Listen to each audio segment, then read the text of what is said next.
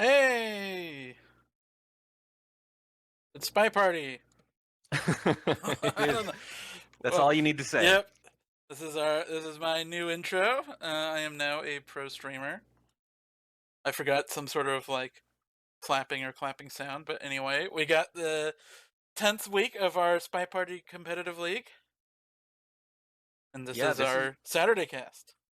no, it's wrapping up. It's coming to a head. We're at the point where almost every match is consequential now, Dowsy.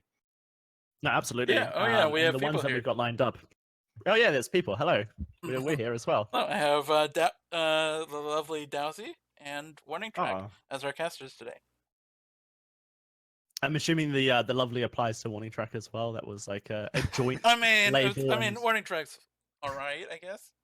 I'm okay. I mean, lovely is not the first adjective I choose for myself, but it's a good one to have, sure, yeah. Yeah. But you're right, there's sort of a dangling modifier there. Lovely, Dowsy, and Warning Track. You could read Yeah. it either way. I mean, up to you. Yeah, I'll take it. I think you're lovely. I think you're a lovely Track. So it doesn't Thank matter you. what Kletos thinks. He's just trolling me, yeah. Yep. So we got some pretty good matches today. We do. We got Dowsy, you want to take us through them? First up, we got the challenger matchup between Turnipboy and Incnone. At this point, Turnipboy is playing to try and secure himself second place, whereas Incnone, I think, due to tiebreaker scenarios, will really struggle to hit it. So you can kind of play spoiler to Turnipboy's attempt. Then we have a finals showcase in Iron between ML726, better known as Matt, and Jacat as well. Both of them are pretty locked in for first and second, so this will be a showcase of those finals when they come. And then a hazard avoiding attempt, I suppose you can say, for KCM versus Magician. Magician is pretty much locked in to be in the Diamond hazard match, but KCM could definitely pull himself up by his bootstraps if he takes a win here.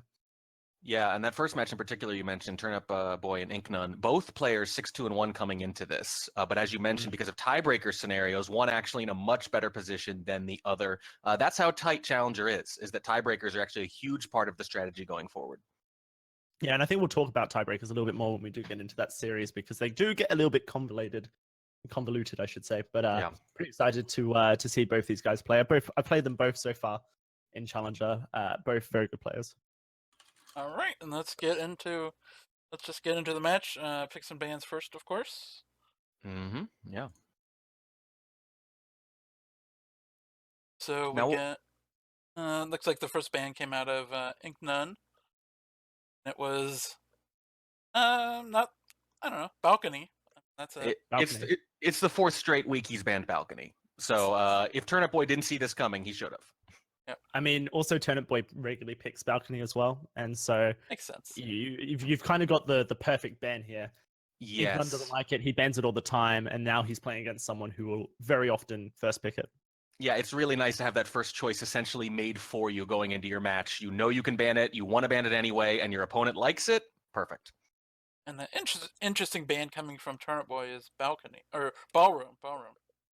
Well, it's actually the third straight week he's banned Ballroom. So yeah, right. Yeah, you don't see too many Ballroom bans. It's weird because it's just like it's almost like the standard map. You would say it's one of those maps where, like, you would think it wouldn't really bother. Like everybody would either, nobody would hate it. I would assume. Yeah. Well, as spies have gotten better, I think they've gotten really good at taking advantage of the low viewing angle and all the occlusion and all the activity. And it's gotten to the point where if you're a good enough spy, you can be very scary on Ballroom. It doesn't feel like an even map at certain skill levels anymore. I've definitely seen it banned more, but generally speaking, still not banned a ton. I know Turnipboy really dislikes the map. I've talked to him about it after our Challenger match, and he basically said, this is a map I don't do well on. Not going to play it. Makes sense. Straightforward. First pick, not really a surprise to see it, but I don't think we see it doubled too often as Courtyard. Not as often, but this is the fourth straight week Incnone has picked that as well, and doubled every time. So his last 4 drafts have actually been shockingly similar. Yeah. It's banning Balcony in all of them, doubling Courtyard in all of them, and usually then his second pick is either a large map like Library or Modern. I think Turnipboy is going to be really happy with that as well. He loves to double Courtyard wherever possible. So the fact that Incnone has picked it for him will allow him to go to another map that he's good at, such as Pub, which is one that he likes to double. It's just surprising that someone would lose a courtyard chicken so early. But anyway, he did pick it back in you week say 6. lose. You say lose. Incoming. Yeah, but anyway, see what the next pick is Pub. Yep. Yeah, he picked it. Turnipboy picked it last week against you, Dowsy. Actually, doubled it. Didn't really pick it, I don't think, before that. It's something he's been doing late in this season. Yeah, he definitely has had Pub picked into him a lot during the Challenger season, and actually every time someone's picked Pub into him, he's done very well on it. And so when I was doing my research for him last week, I thought if he picks Pub here, he's really like figured out himself, and it looks like he has continued on with that trend. That's a great point. Sometimes you can tell how much self-analysis or research someone is doing based on whether or not their picks change as the season goes on. All right, and then the next pick out of Incnone is Library. Yep, this is his exact ban and pick strategy in 3 of the last 4 weeks. And the only exception was that one time he picked Modern second instead of Library, kind of similar anyway in terms of map size and mission setup. So this is just the standard Incnone picks and bans. Yeah, it's good to have like a standard plan, I guess. Yeah, well, as long as it like works universally against everyone. Right. The story here is that Turnipboy is not disrupting his plan. Yeah. Yeah, that is true. They're both. I mean, I guess Incnone is a little bit better on making sure he bans a favorite map of the other player. Yeah. Turnipboy is just sort of banning a map he doesn't like. There's different. Actually, I generally find I do that more often. I just ban maps I don't care about. Except for against a few select players. All right. Anyway, the final pick, map we don't see too often is Terrace. Oh my. Every time someone picks Terrace, I think, is this a troll or are they being serious here? Yeah, I don't know. I feel like the main reason to pick Terrace is if you think you're a big underdog. And that can't be the case here. So it's definitely a counterintuitive pick. Not one I don't think the Turnipboy has picked all year either. He hasn't picked it, but Incnone has played it against Pox earlier on in the season. And I seem to remember that that game was going to swing back in Incnone's favor until he misshot an AI. And so potentially Turnipboys looked into replays and thought, if any map is going to give me a spy win in the very last minute that I need it, maybe Terrace will do it. Yeah, a bit of a Hail Mary.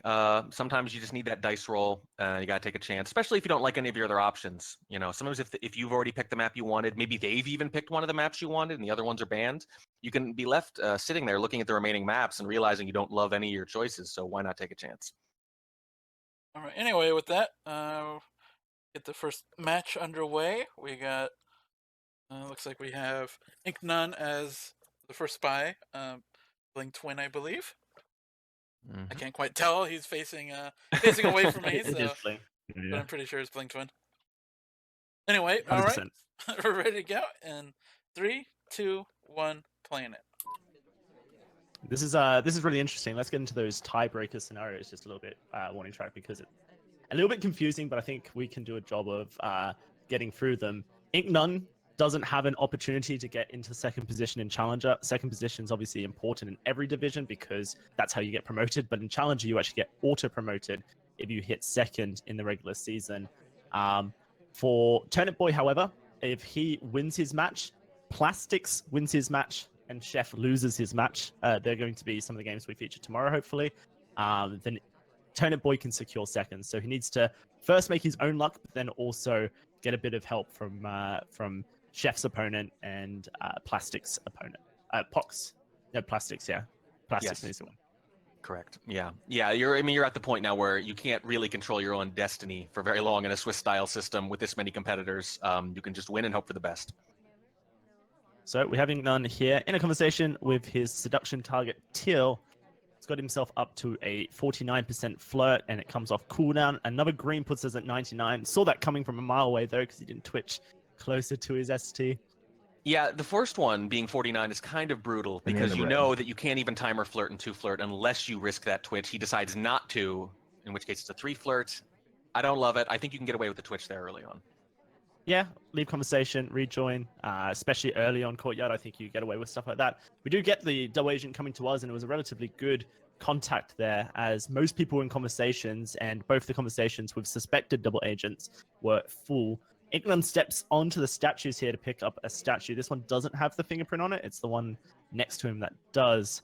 I have to see how Turnipboy feels about him not returning the briefcase as well. Yeah, I'm not sure if there were any lowlights available during the banana bread, but if there were, Turnipboy didn't get any of them. Incnone, good mission progress. We've got a minute left on the clock. We need to find a hard tell. The soft tell, I suppose you could consider fingerprint, though on Courtyard it's relatively hard. And then our last flirt. There's our ST. We're going to snuggle back into the position we've been flirting on. Not sure I like that position. Well, it's not ideal. Obviously, if you don't need to be close, it's better not to be. On the other hand, not too many spots in that conversation other than that one with a lot of space. It's true.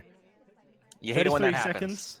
Yeah, no, he kind of had his hand forced a little bit, but then we throw it back to the fact that he could have two flirted if he snuggled up close as well. Yeah, it Requesting ripples the throughout way the to game. Yeah. Will this be a green purloin or a white purloin? It is going to be a green. Let's see how this one gets played out. I think the only other highlight is in a different conversation. So I think even if you get a reject chain here, which you're not going to get, I don't know if it's going to matter. There's the purloin. We've got our mission countdown going. Turnipboy, is he on top of this? Oh, no, he's not at all. It's going to be a shot onto ST Teal, who had a drink in hand, so definitely could even take the guest list at that moment. Yeah, that's something. But here's the thing, he was highlighting for statues, and there were only 2 statue visitors, Incnone and the Walt Disney character. So if you have presence of mind there, you can think, well, even if she did purloin, could she be done? Did I really miss 2 fingerprints or a bug or something? Because I don't think she moved much either, and wasn't near the ambassador very often. Move at all. That was a absolute still game from Till. From the moment she stepped into that conversation to the moment Turnipboy put a bullet. Yeah, it looks like Turnipboy also missed the moment where Incnone kind of walked into the plant and got stuck for a little bit. Yes. Yeah. And that's okay in that scenario. What I think is what you have to take issue with is, not realizing this character probably could not be done. So maybe they purloined, okay, but if they did, you have to be able to think in this situation, if this character does take this list, could they be done? And if not, then it's just a late attempt to induce a shot, or it's a green. I have to think, obviously flirt could be achieved, contact could be achieved. The ambassador never, ever... Right. Ooh, okay. Apart from very early on into the game, there was a one path that the seduction target did go past the ambassador, and maybe there was some question marks whether or not there was a bug on that early path, but that was so long ago, and there was no highlight stitched either. Yeah, I think that was just a little bit of a panic shot. Yep. All right. Anyway, with that, we're on to the next one. We've got Turnipboy as Sam in Danger, staring into the soul of Toby. Yeah, they're a little snuggly there, aren't they, at the start of this one? Yep. Anyway, we'll see if he takes advantage of this and purloins right away. That could be pretty strong. Find out in 3, 2, 1, playing it. Close enough to just purloin by just reaching out and taking it off the tray himself there, really. Oh, but he started with the drink. Yeah. Never mind. Never mind. It's the worst nightmare when you spawn in, want to do something cheesy, and drinks in hand. We're going to get rid of it very quickly here. In fact, we're going to add time as well. It's a white test. 45 seconds added to both the sniper and the spy's clock. And I'm not seeing any indication that Incnone has caught it. Doesn't look likely. No lowlights, no highlights. Usually that's a good sign for the spy. Turnipboy looks like he wants to join this conversation with his seduction target, but it's relatively full, instead opting in to grab a early highlight and his statue inspects. I do kind of like going for inspects in the middle of an AI cycle for a couple of reasons. One is that they remember that someone was there with you, so maybe there's this tiny little chance they'll wonder if you could have finished, if you time it just right. And the other is that if there is a swap or something like that, you'll very often remember these 2 people were here, but you might have trouble remembering which was at which statue. So I think if you time it right, it's a nice little benefit. Not to mention, the person who was at statues with us, Wheels, then did a bit of a dubious path around our ambassador, which I know Incnone tends to apply suspicion to when someone stands next to the ambassador. He gets a little bit paranoid. Mm-hmm. So that could help with our method of winning this game. We do get our seduce here. up to 34%, but we've got to think about how we're going to win this game now. Yeah, it's not great. He looks like he's just wants to timer flirt here, and I just don't think there was enough mission progress early in the game to make that particularly viable. Maybe if he greens it, so the last one can happen anywhere, anyhow. But we're at the standard courtyard conundrum, even when he finishes flirt. Going to be chasing down Teal to a window pad. Let's see if she gives us a chance. Yes, she does. Good. We get a green test. She takes a sip. We're up to 77%. It worked, but I don't like the decision. You were banking on her doing one more action, and there was no particular reason to think she was going to. And it's a big risk when that happens. Following her into conversation here, really giving all chances to Incnone that he might pair us. However, from my experience with Incnone, it's not something that he's one of his particular strengths. He's very good at tracking hardtails, stuff like that, but flirts tend to go under the radar. Yeah, certainly if you don't have any specific knowledge, that they're going to flirt pair you, you can afford to be pretty aggressive here. In a conversation with the suspected adult agent, which means that we can't get mission progress on a contact just yet, and if we were to fake it, then potentially we get suspicion anyways. We finish our flirt up here, a minute left, and we have to find 2 more missions. Typically, it's the contact and something else. Right, so the contact can happen quick, and boy, the flirt finished with almost exactly a minute left. That is just so standard. The courtyard script, it's almost always between 1 and 2 minutes, usually on the lower side, when you have to decide whether or not to do that hard tell, which hard tell to do. I wonder if Turnipboy purloins here? No, he's not going to. Sometimes when something works against you, you either fall into the idea that it will definitely not work against your opponent, or maybe it will work against your opponent. Often it's no middle ground there. Looks like the double agent is going to be a bit of a pain to us. We're going to have to add time. It's a green test. Sniper clock is going to start slowing down, and because it's 30 seconds, it's beeping slowly as well. And if he BBs here, this is going to knock out 2 late statue visitors. Fingerprint on this drink that I did not notice. Maybe we're going for a bit of a rush on a more soft tell mission. We are sipping this, gulping it, in fact. Very thirsty boy. Briefcase is available on the ground, and Turnipboy is looking for it. Now the problem is when you do BB last like this with the sniper clock slowing, it's going to be very noticeable, especially as a highlight, to walk into the conversation and then have the banana bread happen within 10 seconds. You can get shot for just that if the sniper is desperate and realizes they're behind. Whatever does happen, when we do complete missions, there will be a full 10 seconds of overtime as the sniper's clock is now hanging at 0. Alice has joined a conversation, so we can look for that contact. Depending on who's where on the map, we might actually give suspicion to someone else. Here comes the BB. It's a white test. We're talking. Oh, look at that. Instantly onto Irish. And this shot comes through from Incnone. That's kind of the value and also the danger of the overtime beeping when the clock is hanging. Yeah, so Irish was one of those 2 statue visitors that I mentioned he would knock out if he banana breaded at the time. So I think at that point, when you see the clock hanging like that, you're actually not looking for something like a banana bread. Your eyes are almost entirely on the ambassador, the list, and the statues. So it's not surprising that he basically made up his mind that, if there's overtime, it's going to be one of these statue visitors with like a late green swap or something. Didn't even swing around to look at the statues when overtime happened. He was basically expecting it to be Irish. No matter what. That's weird. Yeah, there's no DA in that conversation. Right. He probably thought it was to distract from a green swap, which is a very standard thing to do. Well, you have 10 seconds. You can, You can take some time, right? Yeah. But it's easy to forget that in the moment. Yeah. Let's see. Actually, what? As the BB goes off. Oh no! Wait, no one was at the statue by the looks of it. So it does feel like it's very much a panic shot there from Incnone. Had pretty much made his mind. And we talked about the early highlight on High-Rise Courtyard picking up that statue really early. Sometimes you forget that's happened, and so for Turnipboy, he got that over and done with, which meant that getting bugs and stuff might become harder. But in the late game, you're not as suspicious as potentially people who picked up statues recently. Yeah, and because there's just so many statue visits on Courtyard typically that you sort of get lost in. You just sort of get lost in the noise of statue visitors, and a statue highlight, not especially early, is not like a hard highlight, you might say.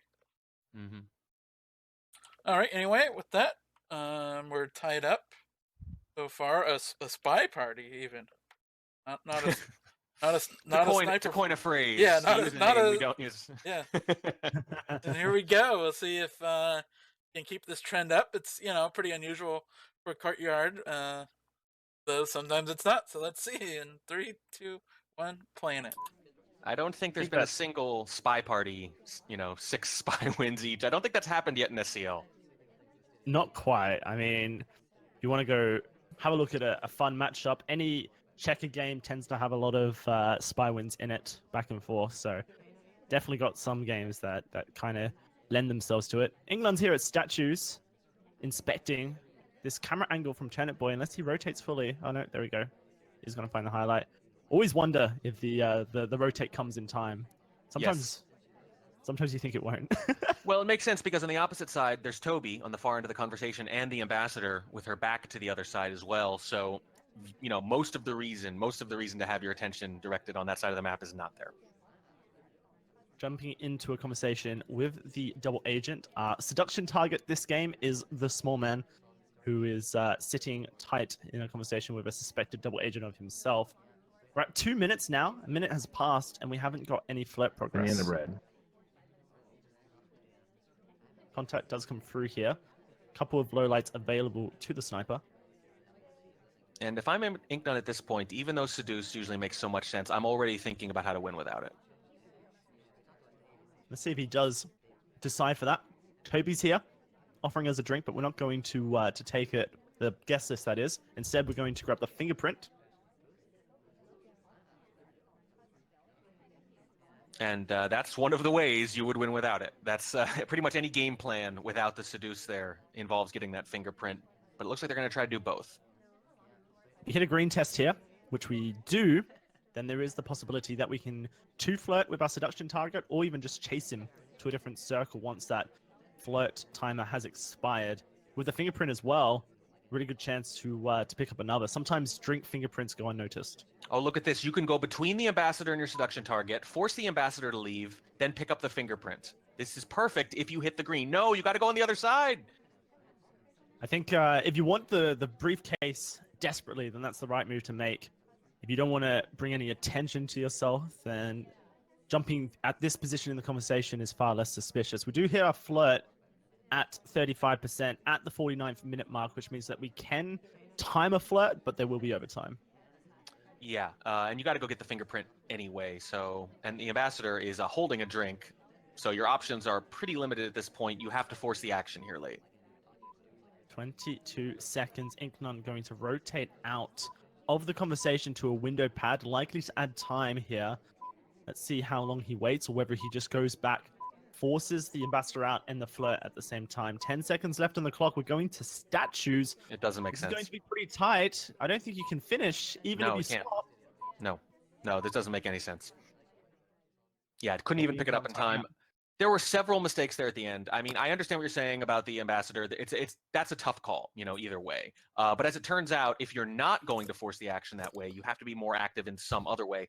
The path to the windows was, I think, suboptimal. You have to time add there. But the problem is, thinking about time adding there, when he arrives at the windows, he was seen in the zoom in watching the guest list. So already Turnipboy has every reason to be looking right where you're standing, where you're considering doing the time add. I think you need to go to a different window and add time.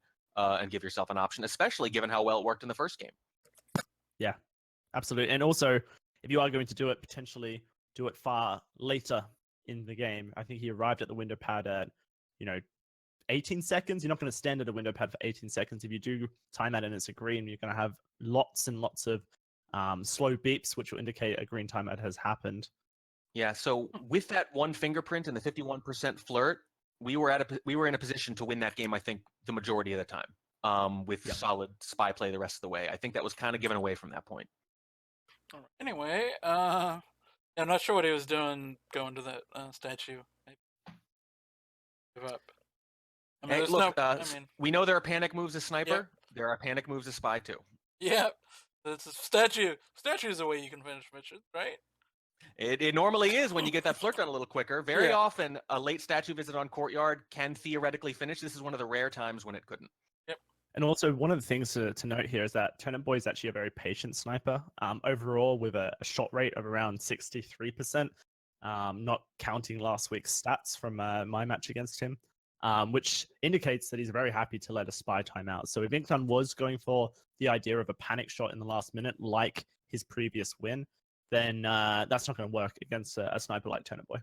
Right. The panic shot in the first game was an overtime panic shot. So it wasn't just a, a real, let's say a pure panic shot. He knew he had to shoot at least. And that's a very important thing. The number one thing I want to know going into any match, I'll try to do more research on this, but if I can know one thing, it's is their tendency to shoot or not relative to other snipers.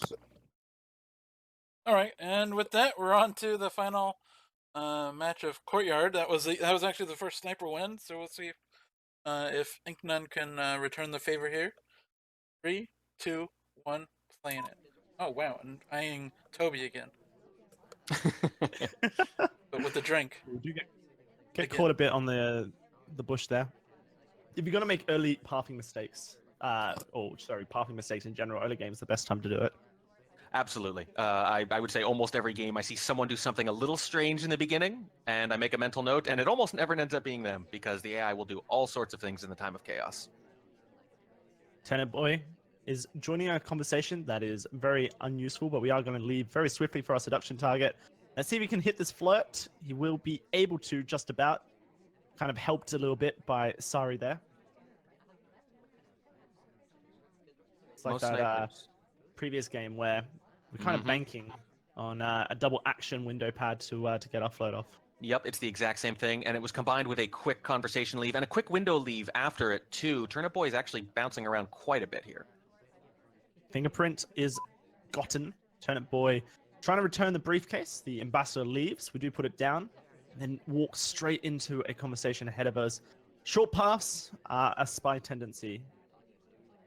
Yes, absolutely. Most spies, there's just no upside to taking long, complicated paths. You're trying to avoid mistakes more than show off your pathing skills for most of them. Usually spies have somewhere to be, something to do, missions to complete, and Turnipboy gets his second flirt, 68%, into statues. Every map movement so far from Turnipboy has had a purpose, and a behavioralist would be all over this. Right, yeah. In one sense, you kind of appreciate it. There's no wasted time, especially given the game we just saw. But there is a downside, too, that a sniper will sometimes just notice someone just because they're bouncing around a lot.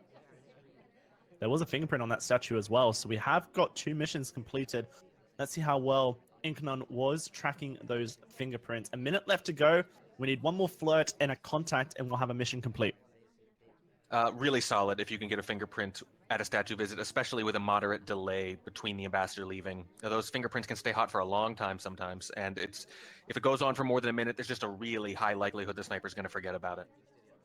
Slightly concerning for Turnipboy as he joins the conversation and gets immediately sunshined by his seduction target. So now we have to path on over to the conversation with our seduction target. That is a suspected double agent, which means a contact will not give us mission progress. There's the flirt. Now we have to find Alice, the real double agent, with 26 seconds left to go. And this could be pretty suspicious, as we talked about just a couple games ago. But there are several highlights, and it's hard to imagine a double agent gets a shot here, unless they're tracking the fingerprint very closely. There's no highlights in a conversation with a double agent. That's the only issue. There we go. Mission win countdown is there. But due to the fact that literally 0 people in the conversation with a double agent who have got mission progress, a shot comes through and Incnone is able to hold on. It's probably it's an excellent shot one way or the other. The question is it more of a circumstantial shot, based on what you just mentioned, no one else could be done, or is it tracking that fingerprint maybe a little better than we'd anticipated? Either way, it's an impressive shot, but for different reasons. Yep, a little unfortunate the other ST was in a lone conversation. Yeah, really rough. None of the other highlights could have done it for real, and just a couple of neutral lights hanging out there with Turnipboy and the double agent. Not a lot to go on. At that point, if you think the spy is going to finish, your shot is easy. The question is, are they? I think something that I'm starting to lean towards on Courtyard, especially when I'm going to consider fingerprint a hard tell. Technically, it's a soft tell, but on maps like Courtyard, it's much easier to track, and so people would consider it more of a hard tell than a soft tell. The lines are blurred a little bit. But on a map like Courtyard, especially, once you've got fingerprint done, or bug done, or purloin done, I think there's a lot of strength, actually, in going and swapping a statue, or bugging the ambassador, or purloining, because you don't give the sniper necessarily indication that you were the one who has completed a mission, whereas the BB, it can eliminate a lot of highlights as well as, draw attraction to yourself. Right, and if someone suspects you of a hardtail or a fingerprint or whatever, they're waiting for one of two things for confirmation on Courtyard. Either your statue visit, if you haven't visited yet, or the banana bread. And denying them either of those things going forward, because, for example, you've already visited statues and you don't banana bread, they can just be left holding the bag when that results screen comes up. Yeah, especially if they know that you've been to statues, they might not even look for the swap. So, Yep. food for thought to future spies out there. Definitely things to try out in your own Courtyard games. You can try these at home. Yep. All right. Anyway, with that, we're done with Courtyard for now. I have a suspicion that we'll be going back there in the later matches, but anyway, we've got Pub now. This map we don't see too often. Should be a good set. Let's see in 3, 2, 1, playing it. This is a map that Turnipboy is actually very successful on overall. Has a relatively high spy win rate at around 63% of his spy games won, and his sniper win rate is very high as well. So for Turnipboy, it's a very strong map pick. We'll have to see if he's able to take a lead on it. Yeah, was his map pick this time and last week against you, as we mentioned earlier. Always a little bit of pressure to at least split on your pick. Oh, I think that might have broken an idol there. Yeah, no, I think that oftentimes it's okay. There's not many snipers in Challenger that will catch you for etiquette breaks. I know that Turnipboy spent a lot of time practicing his etiquette ahead of the match against me due to the fact that he was, paying respect to my more etiquette-focused sniping. But now that he's against Incnone, who actually makes a lot of etiquette breaks, he may not actually have converted that into sniper knowledge yet. Right. Well, one thing worth noting though is that it was plain as day in one of those front conversations. Very unusually easy to see for an etiquette break, but apparently not noticed here. So Incnone goes to the bar, picks up a flirt, rejects the bartender there. Did he actually delegate at the same time? No, he didn't. So that bar visit actually has no value other than the flirt, which I guess in itself is value. But oftentimes I think it's worth, if you're going to visit Toby on maps with bars, select that delegate option. It gives you a minute to decide what you want to do. Yeah, there's just so little downside to it. You have it in your back pocket, and if you don't use it, it looks exactly the same as not doing it at all. So why not? It's kind of like if you're going to be in a conversation with your seduction target anyway, it's like talking rather than flirting. I would say, though, against Turnipboy, do not delegate. Ever. Don't skip the guest list. It's literally just one of his strongest missions to track. In all games that I've seen him play, he has a ridiculous ability to catch delegates, even ones that are very, very difficult to catch. Yeah, and if you can't get the delegate by someone on pub, you're just going to have an unbelievably hard time winning. Banana split coming out of Incnone. Doesn't get the low light like he wanted. It just wasn't good enough for that. There weren't enough people moving around. There weren't enough people inside the bar. Anything to distract, really. That's when you want to split. He's taking the guest list. I told you. Don't take the guest list against Turnipboy. I think the invitation there, or the idea, was to try and frame Smallman, who had been to the bar recently enough, but I'm not even sure he wasn't talking. Possible thing. I think the delegate timer would have expired as well. It seems so long ago. Yeah, it was a while ago, and Smallman wasn't even talking, and he was a highlight, and Turnipboy had a very good angle on Smallman after he left, because here's the thing. When Incnone leaves, that opens up the viewing lane to Smallman, so he can see clearly whether or not he's talking when it happens. So if you're going to frame for a purloin on pub, at minimum, the frame target has to start talking around the time you leave. Yeah. Actually, it was, 2:30 when Smallman reached for a drink, and it was 1:06 when he got the drink. So just missed time from Incnone. It was definitely a frame attempt onto Smallman, but one that was just 100% not possible. Right. All right. Unfortunate. Mm-hmm. But anyway, on to Turnipboy. Let's see if he can do a little better in 3, 2, 1, playing it. Yeah, I mean, there are basically two things you need to do when you're going to frame someone with a delegate, and he didn't do either of them. Bit of trivia for you, Warning Track. In the last 3 games that Turnipboy has spied on pub, he's spied on Queen. Interesting. Well, That's just enough to make me wonder if it's deliberate. 2, I wouldn't really raise an eyebrow. 3, I'm taking notice. I remember in a debrief after our challenger game last week, he said, "Oh, I picked queen twice. Weird." So the fact that he made that comment to me, I feel like it's a genuine, coincidence. But here's the third time. 2 is a coincidence. Maybe 3 is a little bit more purposeful. Yeah. 2 is a coincidence, 3 is a choice. Also, I doubt he was being cagey, but if he was, that would also increase the likelihood that he would make that comment to you. If it were truly random, less likely to notice or say anything about it. That's true. He was recorded on broadcast saying it, so maybe trying to hide strategies from his future opponents. It's cutthroat and challenger, man, I tell you. You're telling me.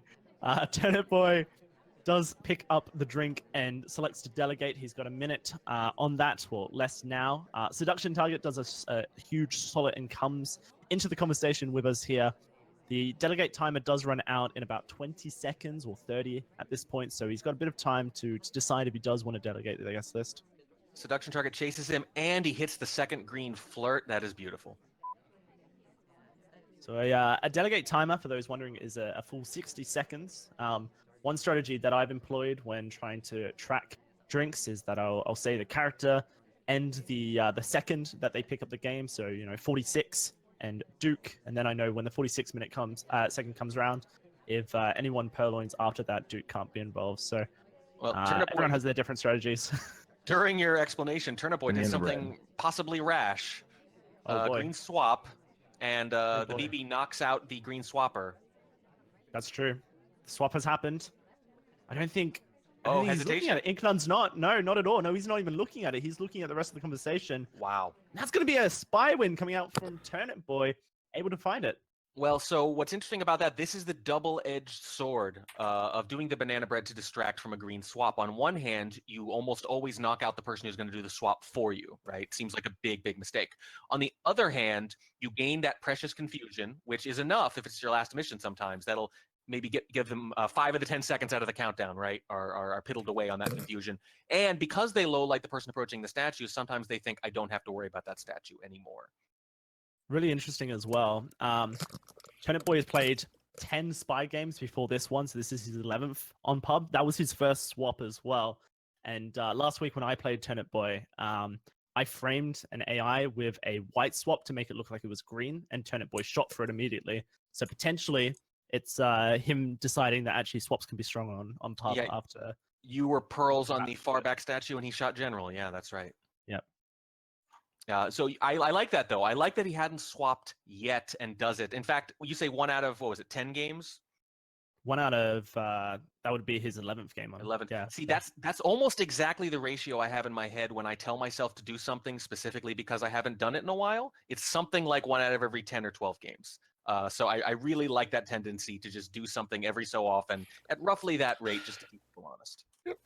All right. Anyway, with that, Turnipboy is up 4-2. That's a pretty good lead. Let's see if Incnone can do anything as Penguin to reverse that direction. And 3, 2, 1, planet.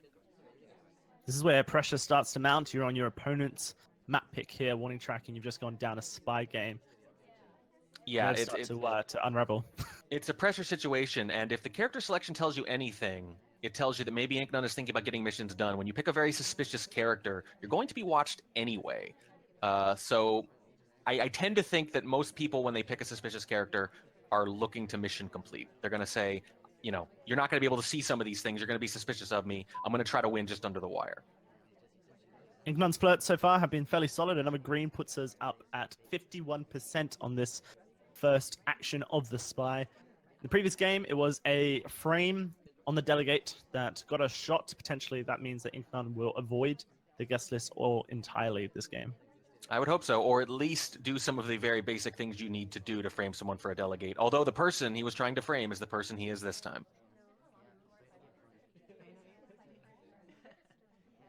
We're just idling here. The double agent does join us. Maybe we go for the contact.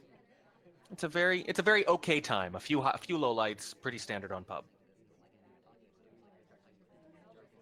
Seems to me that maybe Incnone is deciding not to mission complete on this suspicious character of Smallman. I guess the next 20 seconds will really tell us if he does intend on finishing, as General does drop into an empty conversation. We're still sitting here looking at the party, looking at who's been at the bar. We can see that Rock is there. A twin has just been to the bar and picked up a briefcase as well, meaning fingerprint.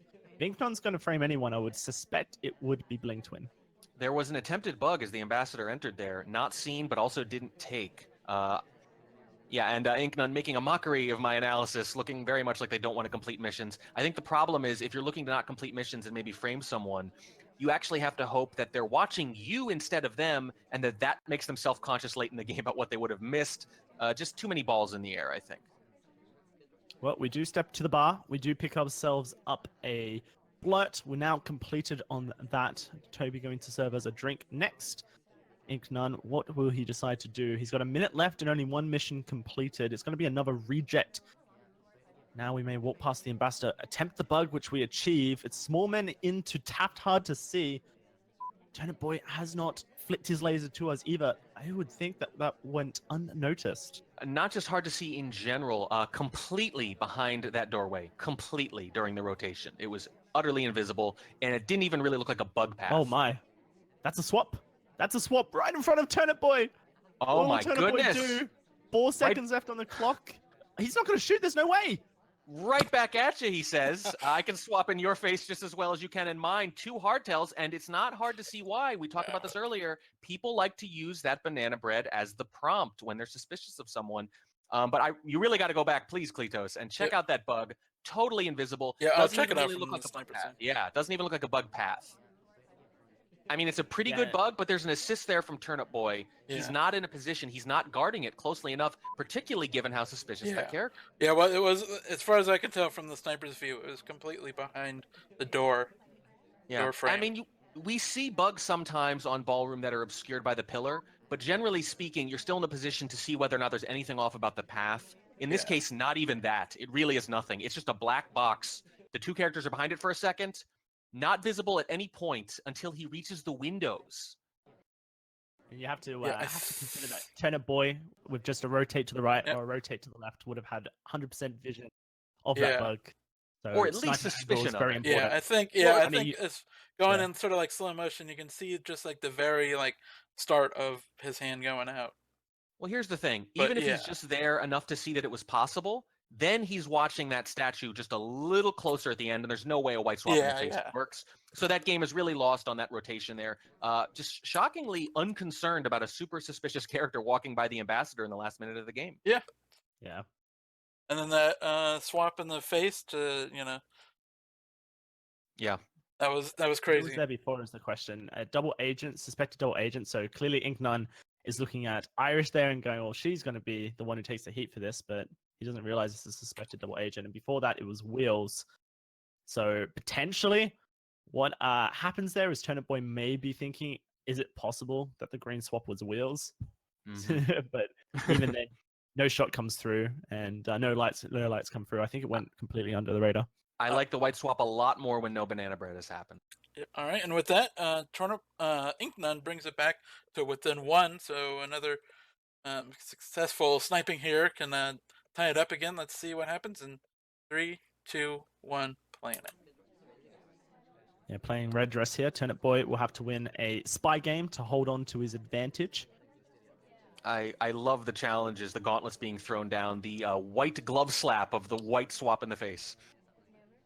Joining the conversation, or in fact, the seduction target joins us. We get a fairly long-range flirt. It's a 22%. That's fine, considering that we didn't have to move to her. Now, if we want to, we can follow her into the conversation with the ambassador.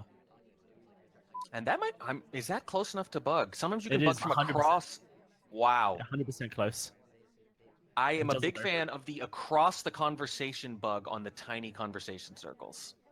Yeah, I think that would have been really difficult to see as well based on the sniper angle. Turnipboy potentially missing out on an opportunity. Does pick up the briefcase. Is he going to pop it down? I love this move. Okay, so, you look at the ambassador at statues and you think, right, well, I'm going to have to put the briefcase down at some point, but I would have to walk closer. An AI would, at least, as you can see. Rocket demonstrating for me. But Turnipboy picks it up, puts it down. There's a chance that Incnone never saw the fingerprint. Right, and remember, I'm not sure of the exact in and outs of the location, the proximity sensor, so to speak, but actually kind of close to the ambassador through that wall. So just enough to make you think, well, even if you're kind of watching it, I'm not sure if I'm positive that was wrong. And that's the vagaries of the briefcase too. Always a decent thing to bank on. The one thing to note is that if one character does something with the briefcase and then another character does something different, no circumstances have changed, then one of them has done something wrong. And so you are, I guess, worried, then that's something you can look for. We do get the fingerprint off of the drink at the bar. Now stepping back into the conversation with our seduction target, Irish. This flirt will secure mission complete on that. 2 missions done, minute and 30 left to do. Double agent potentially going to be the next one, or the statue inspect. Yeah, pretty good position to be in here. But I would go to statues first, personally. And Turnipboy's going to agree with that diagnosis there, wanting track straight over to the statue. Now, do we swap right in his face? Or is that too many? I mean, I guess at this point, white swap in the face is too obvious. You have to throw them off by doing something very counterintuitive, like not swapping in their face. Does look like Turnipboy has decided not to swap here. The double agent is in the bar. That could be a bit of an issue for us. We've got a minute left on the clock, and we are relying on the double agent to help us out here. Going to the bar, potentially an issue if Turnipboy did miss the first fingerprint on the briefcase and then catches this one at the bar. Well, I it'll would be recommend. difficult. Yeah, at minimum. But this is absolutely the right move because of what you mentioned. The double agent might not comply. You need this backup plan in your back pocket. Yeah, you need to get that delegate ready to go. Here we go. Drink is offered to us. We got 25 seconds. The delegate is going to come through. Now, on maps with a bar, when you do delegate and then the time runs out, it will hang at 0, worth noting. So Turnipboy could wait quite some time to delegate here and really force overtime beeps, really confuse the sniper. There we go. The delegate goes out. It's our seduction target who would have to gulp a drink. Mission win pending. Turnipboy joins another conversation. We're now going to hang at 0. And actually, we're going to contact the double agent at the same time. I love it. Boy. Oh no, and then we take a shot at someone who's not in the conversation. Wow. What was that? That was just a lot. A lot at once. That was attempted a 5-mission win on pub is what that was. No, I love it. I was hoping Turnipboy would do exactly this. When the double agent entered a conversation, I think almost literally everyone, let me see, a couple people. Let me take a look. Yes, I think literally maybe one person was out of conversation. It was a perfect time to do the banana bread. And I love doing it while the purloin is pending, because at that point they're waiting for something like that. So you really force them to decide which thing they're going to look at. Don't understand the shot at all, though. I guess Morgan had done a fingerprint. Yeah, Morgan had put down the briefcase at almost, let me see. He put it down. No, he put it down too early. There's no reason for there to be overtime. But then how did he banana bread from over there? That's the real question. Right. The banana bread is just awkward timing. That's you took the shot about 0.5 seconds after the overtime beeps start, and sometimes right. Absolutely. Sometimes you just don't. Your brain doesn't register.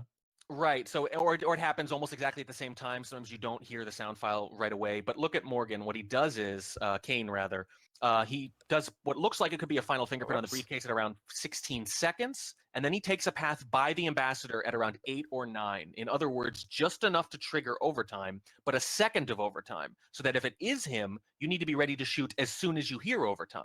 So you hear anything in that last second and you're shooting. That's what it was. Actually, a better shot, I think, than we first gave him credit for. However, I don't know. Due to it being a banana bread, as the shot comes through, I don't think you can call that. I don't think anybody can call it a good shot.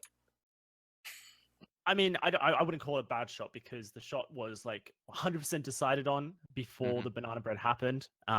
He was his overtime shot. The overtime beeping starts just as banana bread has happened, and his brain didn't process the BB impossibility quick enough before he pulled the trigger. However, now that you have made that mistake, this is where people tilt off the planet, especially in an SCL game. And so, and he's one away from getting a draw, getting a guaranteed draw to Turnipboy. So Yeah, I mean, Gonna I'm be looking rough. at this. I'm looking at this path again from Kane, and he just bugs right around 9 seconds. Like it's really close. He knows that if that is a bug and if that was a fingerprint, he has no time when overtime starts. He has to shoot immediately. And I've had shots like that where I decide to shoot, and as I'm shooting, you hear the banana bread and think, "Oh no!" Because you know before the result screen even comes up, you Yeah. know you hang those 2 seconds waiting for that result screen, Yeah. already knowing you shot wrong. Yeah, but the banana bread is the thing that triggered the overtime, so it had to have been, you know. Well, he doesn't know that because for all he knows, that bug at 9 seconds, it wasn't a bug, but it looked like a bug at Yeah. 9 seconds. So he has to be ready either way. It's brutal. It really is. It's really hard. It's really hard. This is I wouldn't analyze this any further than Incnone. Really good idea on the overtime shot. Just didn't process the banana bread in time to avoid making the wrong shot. Yeah, I mean, we called a couple shots panic shots earlier, and I think that was fair. I'm not going to call this one a panic shot. That's okay. I will. Anyway, on to the next one. In 3, 2, 1, playing it. Well, we can't all be as calm and wait, collected are you as ready? Kleetos. Actually? Yeah. Yes. Anyway, rewind it. So it didn't play anyway. Start over. Let's try this again. And really, for 3, 2, 1, playing it. I mean, Kleetos can call things what he wants, but he can't start games on time. So I mean, swings and roundabouts. Let me tell you, Kleetos, by the way, an exceptionally cool sniper, a very relaxed player. I envy it. I cannot duplicate it, but that's a high bar for the rest of us to clear there, man. No, for sure. I'm very happy to be empathetic towards Incnone there. Yes. And, I've been in that scenario where a BB happens, and even if it just happens before you hit the trigger, sometimes it's just not enough. Anyway, we do get a flirt, 45% at window pad. Incnone gonna look at the party, decide what he wants to do next.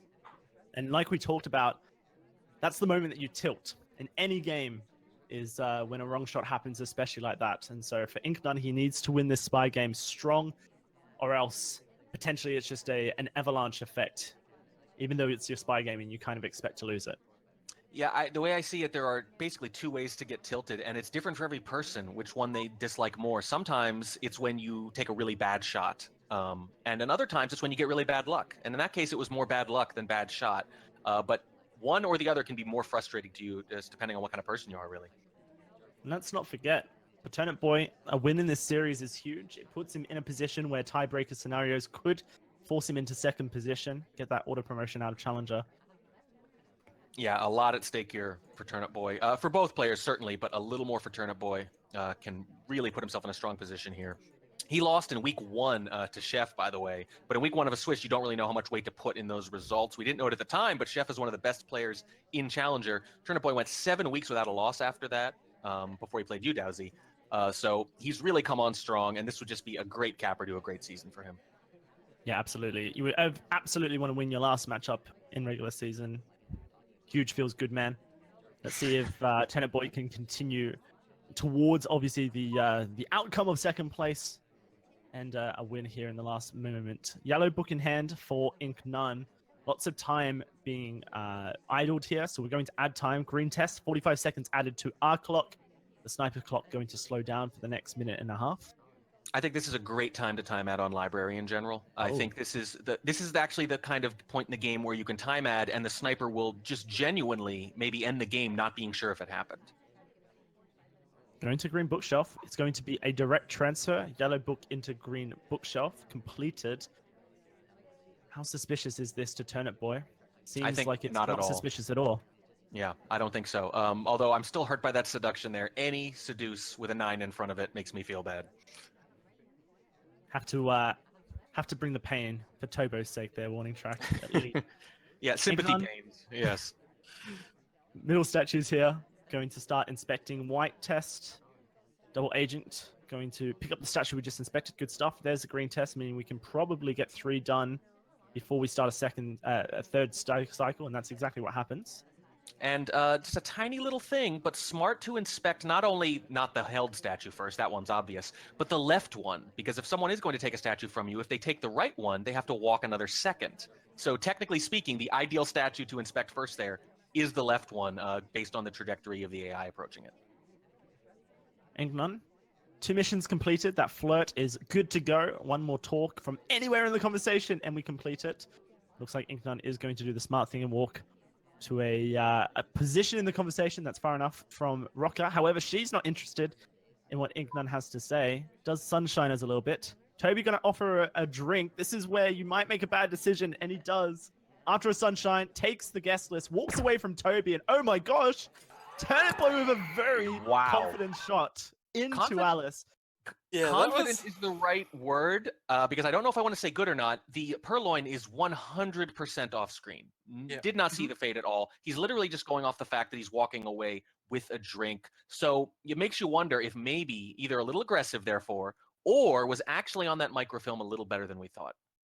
Yeah, I mean, that's probably what I would go with, is that the microfilm was spotted.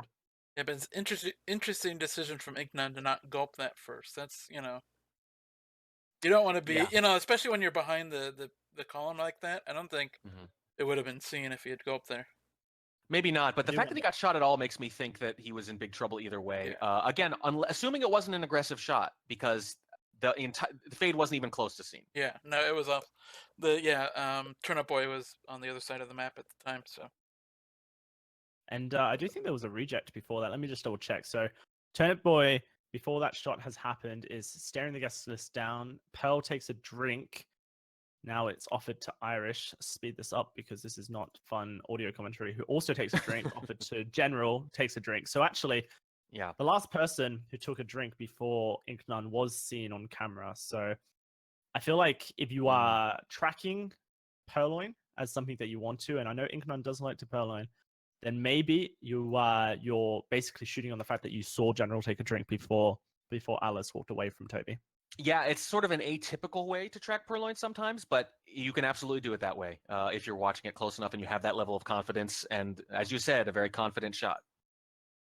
All right, and so that leaves, unfortunately, Incnone in a kind of an awkward position here. He's playing for a draw now. He has no chance of winning, and he needs to win the next 3 in order to even draw. So this is gonna be real difficult. We'll see if he can do it.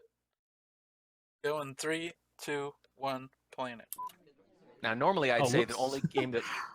Can we restart that? I still had it on 4 times. Oh! So, my game's already over. No, I'm joking. Yeah. All right. Now who can't start games? All right, here we go. Yeah. 3, 2, 1, playing it. Is it my turn next? Is that how this is going to work? Yeah. I hope so. Very good. So normally I would say that the next game is the one that really matters, the spy game, bookended by these 2 sniper games. But given the way the set has played out, I don't think I would say that. The sniper games have been far from automatic. Yeah, no, I think that's very true. Turnipboy steps into the conversation with seduction target Irish here, going to pick up a white flirt, 34%. Off to the green bookshelf we go, just to have that option in our hand. Actually, just have to see where he does take it, whether it be to a different bookshelf or a action test transfer, or none of the above. Maybe we're just wasting time.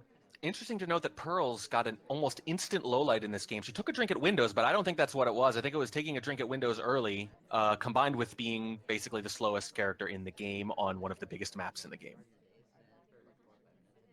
Definitely went through a stage where I thought taking drinks at window pads was very suspicious, and now I think I've reversed that opinion to it's actually very unsuspicious, especially if the guest list doesn't fade. Yeah, but I'm curious. It was so quick. I wonder if it was almost entirely for the character. Like the moment Pearls does something AI-like, I'm low-lighting her.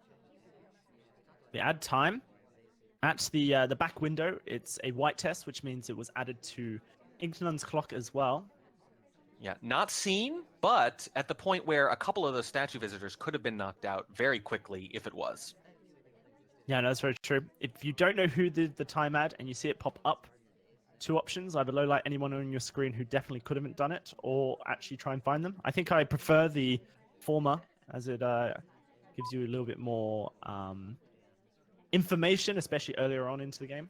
I agree completely. I think particularly in a map like this, early on, knocking out a few early statue visitors on library, very valuable. If anything, you're more likely to let the time ad psych you out unless you're very good at catching them. So the main thing is just to get what information you can and not overreact to it. Unless you're Crazy Kaylee, in which case you get 19 lowlights. Oh yeah, off a green time ad, about 30 seconds after it happens. Yes. It's actually insane. So, Turnipboy, Seduce has been completed. Effectively at a point where 1.5 minutes has passed on a normal library game. aided by the time ad, which we're going to go for a second on screen. Another white test, and there's a big highlight. Yeah, I actually think that's a super highlight. Oh, I think, wow. That's a super highlight, yeah. I think this is, I'm almost positive it's them, but you can't be looking everywhere on library at once. Banana bread. And that's going to knock out a highlight. Even more and people. You got to shoot here. Statues. I mean, I don't think you have to, but I do think your super highlight turns into a super duper highlight. Yeah, well, at the minimum, they're going to be waiting here. I think the problem is if it's inspect swap, they could be done. Red inspect. Third cycle. That's going to be a very good shot coming out of Incnone, and I absolutely want to value the fact that he saw the time ad, didn't shoot immediately, waited for something that was going to really 100% lock in the spy.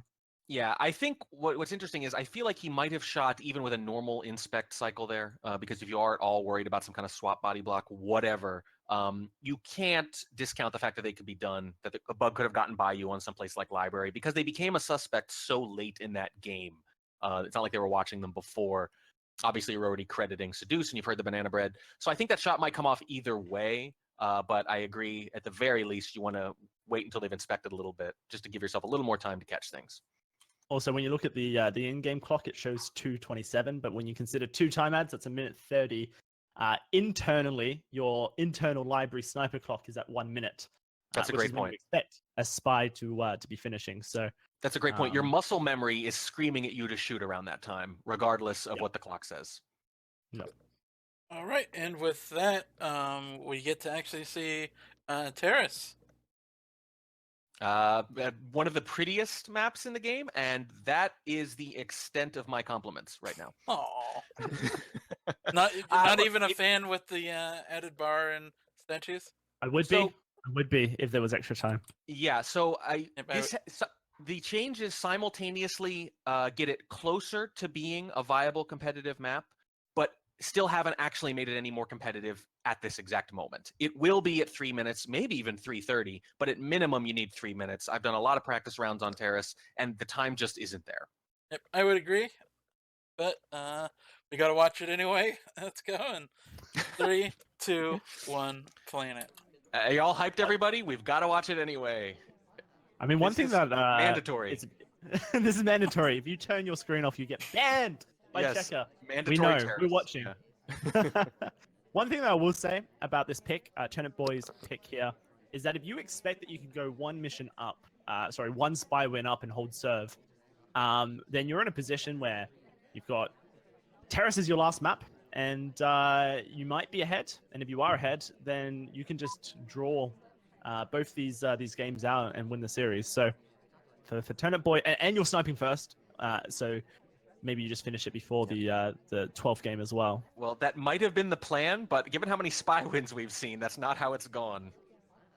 I will bring up the fact that I picked Terrace into Turnipboy last week as my final map pick as well. Maybe Turnipboy was like, we didn't get to play Terrace last week, but I want to play it this time. There's the contact. 3 lowlights available. Pretty good, though, because only 2 people in the non-double agent conversation.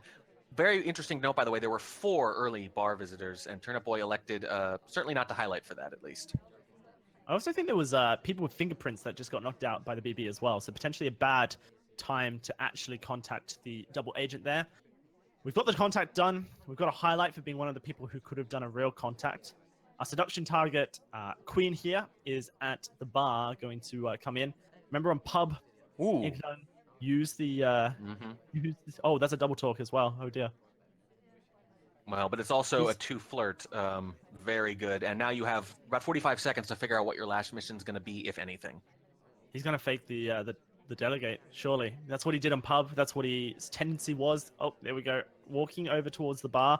After Queen's come back into the conversation, worth noting, Queen did not say a word. She was actually sipping a drink whilst Incnone left. And we immediately purloin. I think that Turnipboy would be all over it. We don't. We're going to delegate. Interesting choice. And not only did the possible delegate target not talk again, but once again, leaving opened up a visual lane for the sniper to see that fact. We're going to delegate over here to Walt, who was not a real contactor of the double agent.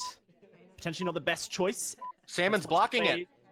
He is blocking. Oh, but you can see that Toby did not reach back for the guest list. And the instant shot comes through by Turnipboy into Oprah's head. Very good shot. So what I really don't like is that positioning for the delegate. Look at this. Between Walt and Boots, Boots has a highlight, Walt doesn't. So I think if you're tracking the party a little better, you snuggle up closer to Boots, you delegate to her, and you force a tougher shot.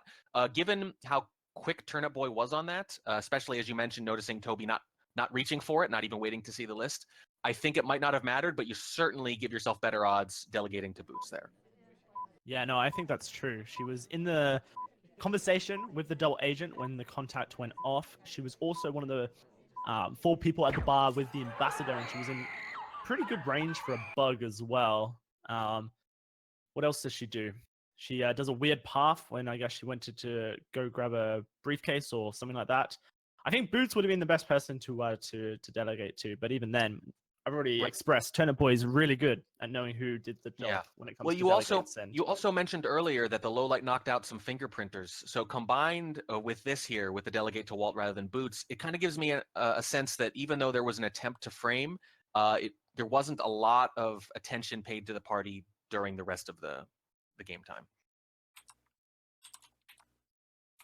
But that's it for Turnipboy. 7-4 improves to 7-2-1. Puts themselves in a really, really strong position to get that auto promote. Yep. All right, and now we're gonna go on to ML76 versus JK.